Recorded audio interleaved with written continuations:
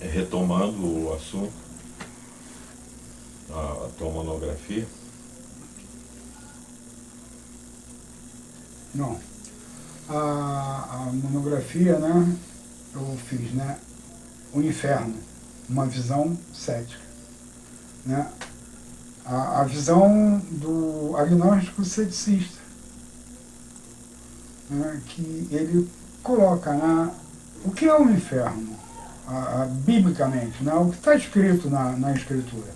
Você vai achar 4 denominações, né, 4 termos indicando inferno. Você vai achar Sheol, Geena, Hades e Tártaro. Sheol é hebraico. Geena é grego, que depois passa para hebraico também. Né? Mas ele coloca o seguinte, o cético, ele diz que apesar de ter, né, esses nomes na Escritura, nenhum deles leva àquela ideia de sofrimento eterno. Por quê? Sheol é sepultura.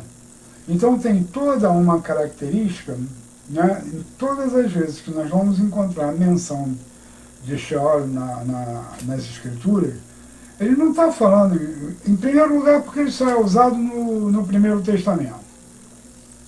Né, entre o judeu, é uma denominação bem específica do judeu. E ele coloca mesmo como sepultura, é para o lugar onde vai o morto. O morto vai ser enterrado. Eclesiastes, Salomão, ele diz, né, do pó viesse, ao pó tornarás, e o Espírito que é de Deus retorna para Deus. Então, há um grande antagonismo de você preparar essa palavra como inferno, não tem, que o que vai sofrer é o pó. Nós vamos ver mais à frente o porquê, né, dessa coisa. Né? Geena também, porque Geena era um lugar perto de Jerusalém onde eles queimavam lixo. Né? Então tudo, até mesmo cadáveres, né? Alguns cadáveres eram queimados, porque senão ia virar um problema sério, né, de saúde pública. Então ali o fogo estava sempre aceso, porque era a queima, né, era constante. Inclusive tem até aquela coisa dizendo que o rei mandava tirar ali os corpos de crianças em sacrifício, aquela coisa toda. E hoje, né, você vê nos livros de história um obelisco, né, em que não é isso não. Não era sacrifício. Não se fazia sacrifício na Geena. Era um local que você queimava e por vezes queimava corpos também. Né? Hades, aí já passa por uma coisa para a mitologia, você já vai ver, né, o escritor, né, entrando para o campo do grego. Hades é um dos deuses gregos, né, um dos irmãos de Zeus, né, que era o dono do submundo, né, o mundo dos mortos. E Tártaro é o local mais profundo do reino de Hades. É até comum, né, alguns pensadores agnósticos, né, verem um relacionamento quando Jesus fala, né, que a casa do meu pai tem diversas moradas. Né, então supõe-se que ali que o escritor, né, estava se referindo a uma possível, né, referência, né, ao mundo de Hades. Porque nós não podemos também esquecer de uma coisa. O Segundo Testamento ele é escrito com uma mentalidade grega, com um conhecimento grego. Né? Apesar de nós termos ali, né, Marcos, né, a comunidade que escreve por Mateus, né, Lucas não. Mas você já vê que ali já existe, né, toda uma concepção grega. Né, essas questões de tríades, né, essas noções, né, de tricotomia, dicotomia, essa coisa toda, já começa a entrar no helenismo. Né? E nós vamos encontrar a coisa assim bem consistente, né, quando no primeiro bloco, né, a gente estava falando sobre o grande amigo, né, da igreja na época, né, isso no início do século XIV, né, ter sido Dante Alighieri. Dante Alighieri, ele cria um inferno, que a igreja se apodera daquilo ali. Né, e se apodera de uma tal forma que ela impinge o medo, ela domina pelo medo.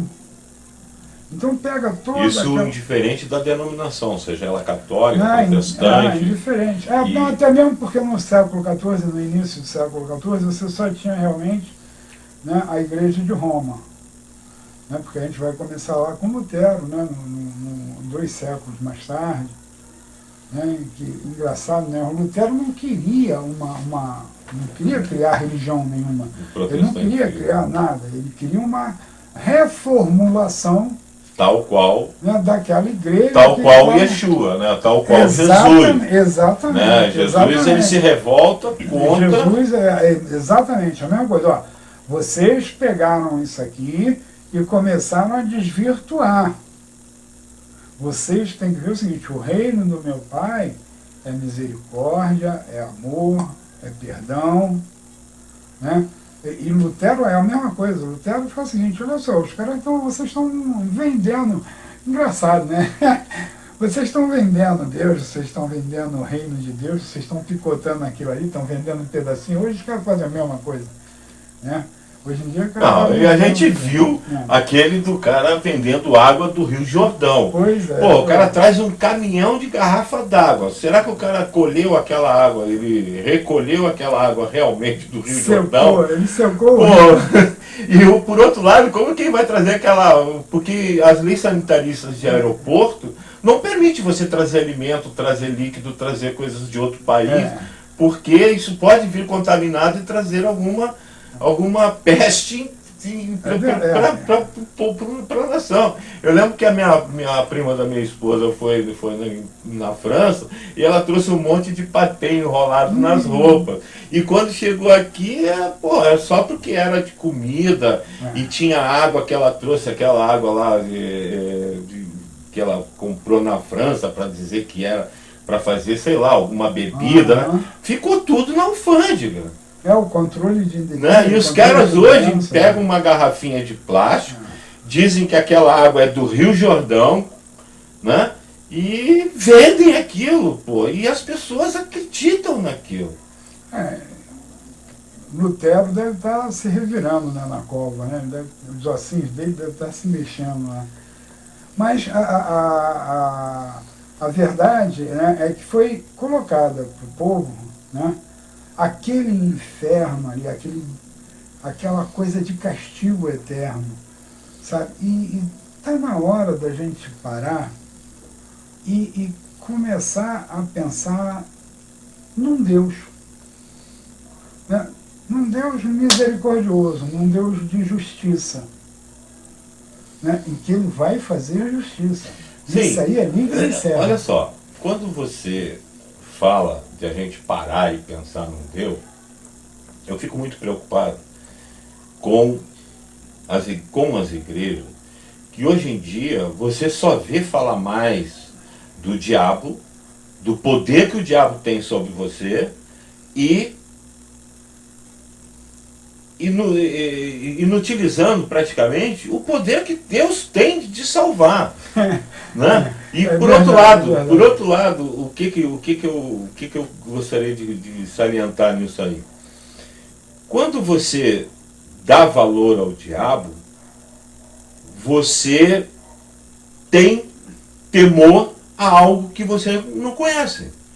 Porque as escrituras, elas trazem essa nomenclatura diabolos, né? Que é grego, né? Que é grego e que é uma palavra que eu posso até estar errado, mas é uma palavra introduzida pelo próprio apóstolo Paulo, pela sua cultura helenista, né? Porque você vai pegar o Primeiro Testamento e você vai ver lá no hebraico o pecado, o pior pecado que existe é Lashon Hará. Lashon Hará é o pecado da língua. Ou seja, se você fala, você tem responsabilidade sobre as palavras que você usa.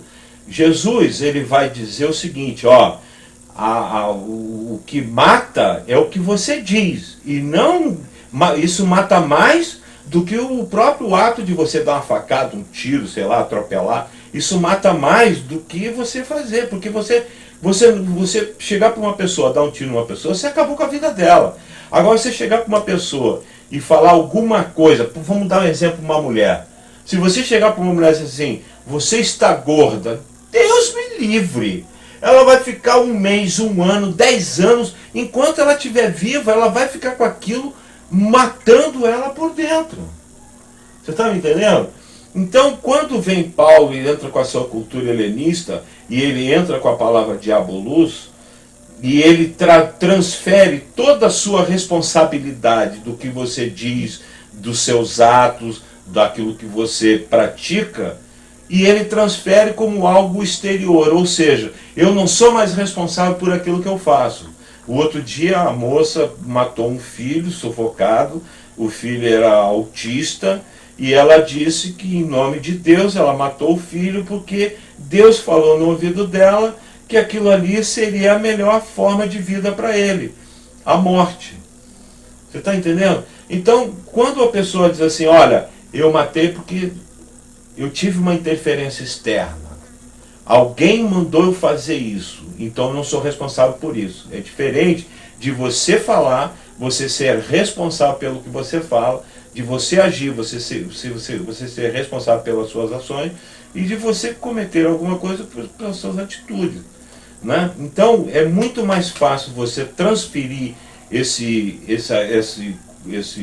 compromisso, pecado, entre aspas, para algo externo. E Paulo traz isso da cultura helenista. Né? Eu, Paulo, da tribo de Benjamim, coisa e tal, ele estudou com Gamaliel, e Gamaliel vem ele é da 3ª geração helenista. Então, o que Paulo introduz no cristianismo, e assim, pegando aquele gancho daquilo que você falou anteriormente, que os apóstolos escreveram os evangelhos depois de Paulo ter escrito as cartas. Ou seja, então os apóstolos praticamente tiveram influências diretas de Paulo. É verdade. Inclusive o que você está falando, né, pode ser até que para uns ou outros, né, mais loucos, pode até parecer uma coisa absurda. Mas você vê, eu não estou aqui fazendo julgamento. A mulher matou uma criança, que era o filho, porque disse ter escutado a voz de Deus que mandou matar porque ela estaria melhor. No entanto, a gente pega o Primeiro Testamento, né, Saul recebe uma mesma ordem de Deus, só que Deus manda ele passar a fio de espada toda uma nação. Né? Homem, mulher, criança, velho, animal, né, lá no Amariquita. Se eu fosse crente, eu ia dizer, não, está lá no livro tal, no tal, versículo tal, capítulo, não, como eu não faço isso, né? Mas é molinho, é só pegar lá na história de Saul, vai ver lá o rei Saul, amando do Deus Yahvé, né? Vai lá, entra e passa fio da espada, tudo, homens, mulheres, crianças, velhos, aleijados, coxos, animais, né? Então, vê bem, é uma coisa que a gente fica assim, pô, então Deus... Deixa eu só concluir, que senão o pessoal vai me crucificar antes, vai me chamar de herege antes de eu terminar. Então, para mim é difícil, né? Essa coisa assim, Deus fala naquela época, manda o cara destruir uma nação. A mulher fala hoje que Deus mandou sacrificar uma criança. Para mim, na minha concepção, é horrível, mas é difícil de entender. Sabe, eu não sei ver o erro, aonde está o erro. Sabe, hoje em dia nós temos leis, né, que ela vai ser punida, ela vai ser julgada pela lei que nós temos hoje, que é completamente diferente daquela época. Né? Isso é uma coisa. Com relação ao demônio, né, ao diabo, uma outra situação também que não entra na minha cabeça. O crente tem mais medo do diabo do que de Deus. Né? E o próprio Jesus fala com ele, não tenhas medo daquele que só vai matar o teu corpo. Antes tenha medo daquele que é capaz de matar a tua alma. E para matar a tua alma, só Deus. E uma outra coisa ainda também mais interessante, né? Essa ideia errada, né, que foi transmitida para a gente de Satã, que depois chamou de Satanás, demônio e diabo. Tem caras que são formados nisso aqui. Quando, na verdade, olha só, Jesus fala de demônio, não menciona nada de como eles foram criados, como eles foram feitos, de onde eles vêm, para onde eles vão. É uma incógnita. Sabe, Jesus, que conhecia todas essas coisas, que tinha perfeito conhecimento e domínio de todas essas coisas, não menciona em local nenhum das Escrituras existe qualquer explicação de Jesus sobre a origem, a criação, o local, o comportamento dos demônios. Satã, né, que depois, não sei por que cargas d'água, né, eles quiseram inventar lá Satanás, aqui botaram rei de Tiro, querem justificar a presença de Satanás, que é um anjo, não era, não, é um anjo, né?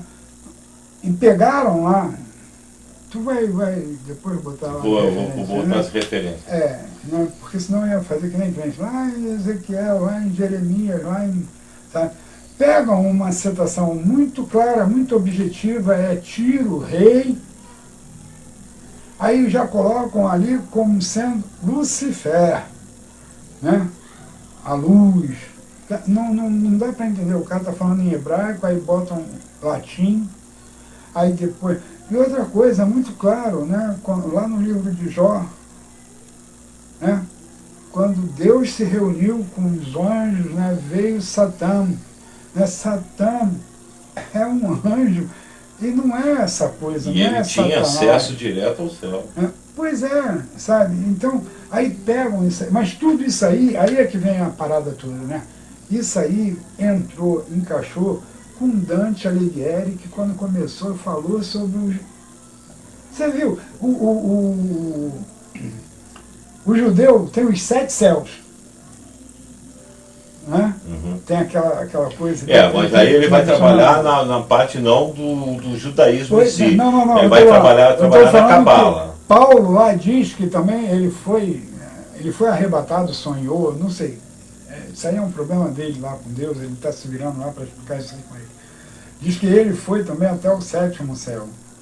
E tem uns caras que falam, pô, não, o 3º céu, né? Estou falando confusão. Aí, se ele foi até o 3º, imagina como é que é o 7º.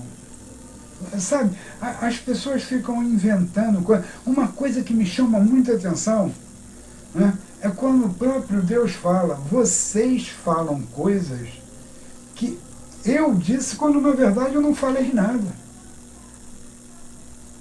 Isso aí é não é nem reclamação, é uma imposição, né? Deus se coloca, olha só, vocês estão dizendo que eu falei uma coisa que eu sequer disse.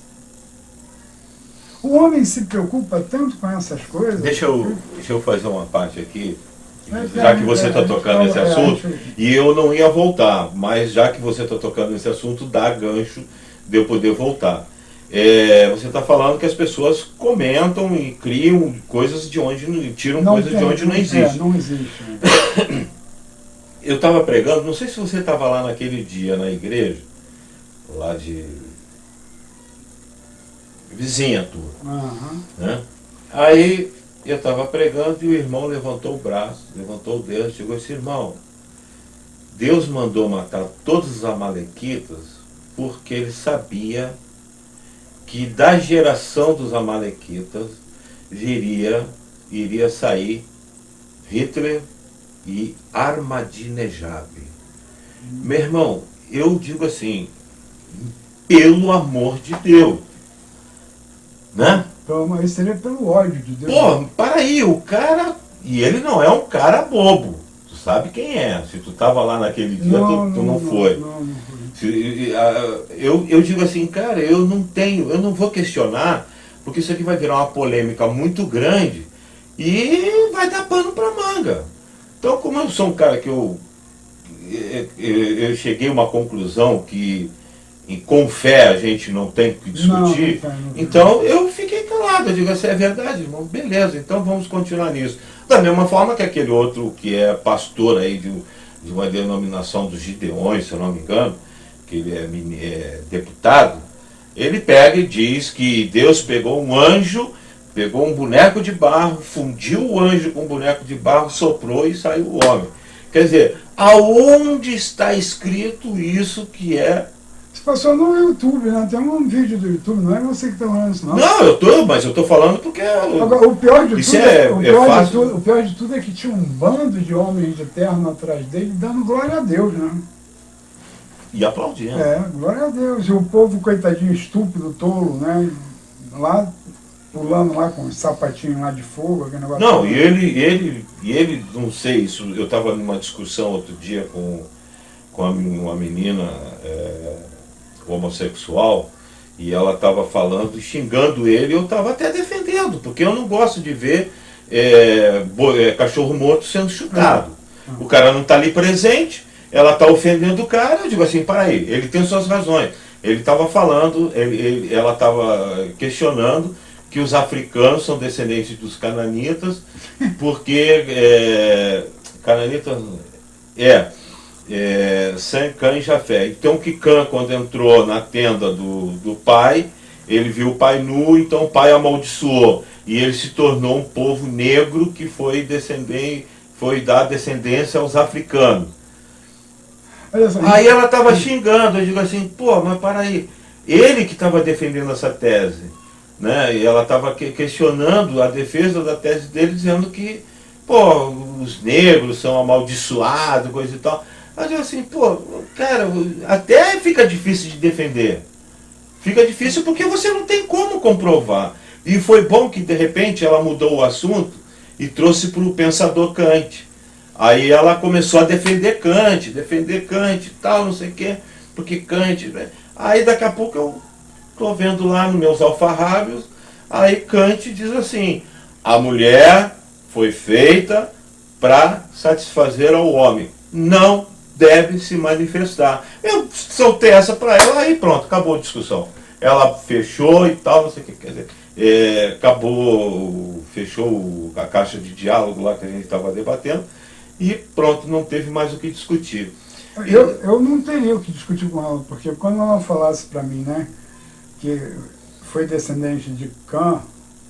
Não, quem defende quando saiu da arca, aquele negócio todo, eu já ia falar com ela, minha irmã, olha só, se você crê na arca de Noé... Não, ela não estava defendendo Cã, ela estava repudiando... estava fazendo menção... Como é o nome daquele pastor que é deputado? O Marcos Feliciano. O pastor Feliciano, que o pastor Feliciano, num dos cultos, disse que os africanos são descendentes de Cã, que foi amaldiçoado. Pois é, olha só, para o cara falar isso... Né, ele tem que ter embasamento. Não, ele tem que ter embasamento não, ele tem que crer realmente que Gênesis de 1 a 11 é real. Porque quando a gente fala de 1 a 11, 11 é justamente a Torre de Babel, que antecede... Né? O dilúvio está no 6. Ao dilúvio. Mas estão as duas ali, o resto tudo é história. Né? Então você tem que crer realmente naquela aí quando entra literal, na história de Abraão. Literal. O problema todo é que todo mundo quer entender a literalidade num determinado ponto e quer defender que o rei de Tiro é Lucifer, Satanás, aquele negócio todo, porque é uma colocação espiritual, é uma interpretação. Agora, ali de 1 a 11 é literal, e o rei da Babilônia é interpretativo.